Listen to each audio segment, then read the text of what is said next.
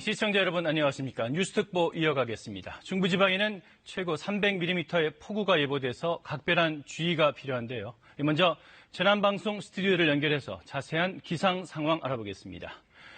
신방실 기자, 지금 비가 가장 많이 오는 지역이 어디입니까?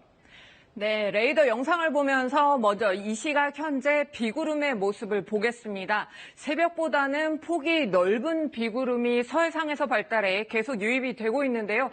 저녁이 되면서 대기 불안정이 심해져 붉게 보이는 강한 비구름이 수도권을 지나서 점점 강원 지역까지 강한 비를 뿌리고 있습니다. 낮 동안 비가 주춤하면서 잠시 긴장의 끈을 놓았다면 지금부터는 다시 긴장을 하셔야 합니다. 지금까지 누적 강수량을 보겠습니다. 경기도 안성과 단양 지역에 어제부터 300mm에 가까운 많은 비가 집중이 됐습니다. 제천과 여주도 어제부터 누적 강수량 250mm 이상, 서울 도봉구에서도 100mm를 넘었습니다. 앞으로의 비 전망은 지금 어떻게 나와 있습니까? 네, 슈퍼컴 강수 예상도를 보면요. 저녁부터 다시 북쪽에서 찬 공기가 밀려오면서 강한 비구름이 발달하고 있습니다. 밤새 중부지방을 중심으로 시간당 50에서 최고 100mm에 이르는 폭우가 쏟아질 것으로 기상청은 예상하고 있는데요. 특히 자정 이후부터는 북한 황해도 지역을 중심으로 많은 비가 내릴 것으로 보여서 하류인 경기 북부에서는 홍수나 범람 피해도 우려되는 상황입니다. 장마전선이 지금 중부지방까지 북상했는데 이번엔 태풍까지 발생해서 영향을 주고 있다면서요.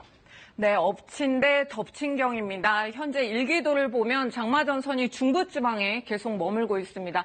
이 장마전선을 경계로 남쪽에는 북태평양 고기압의 가장자리를 따라서 덥고 습한 공기, 그리고 북쪽에서는 차고 건조한 공기가 밀려오면서 강한 비구름이 발달하고 있는데요. 강력한 변수는 바로 타이완 남동쪽 해상에 발달해서 북상하고 있는 4호 태풍 하구핏입니다. 오늘 새벽에 태풍으로 발달한 하구핏은 조금 전에 새로 나온 예보에 따르면 예상보다 더 일찍 약해집니다. 화요일인 모레 새벽에 중국 상하이 부근에 상륙한 뒤에 급격하게 힘을 잃어서 하루 만에 소멸하겠는데요.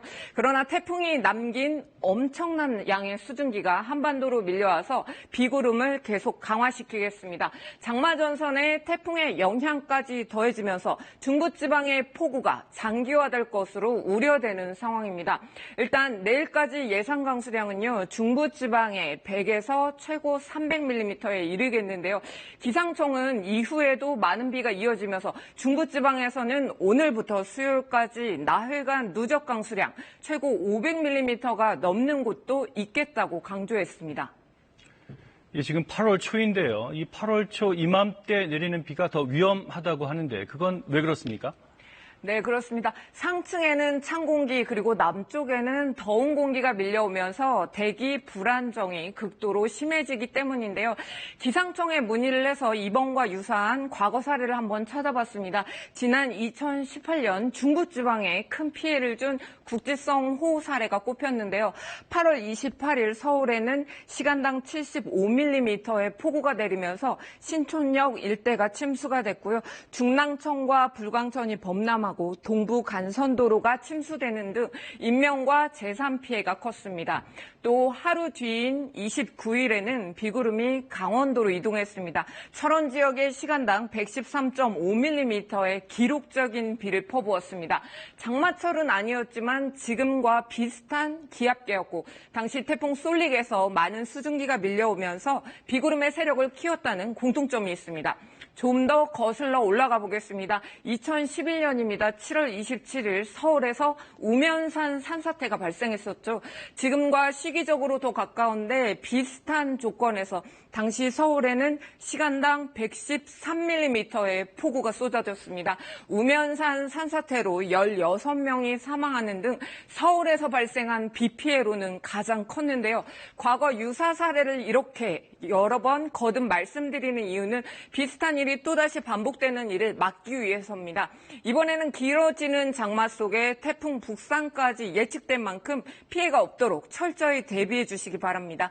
지금까지 재난방송센터에서 KBS 뉴스 신방실입니다.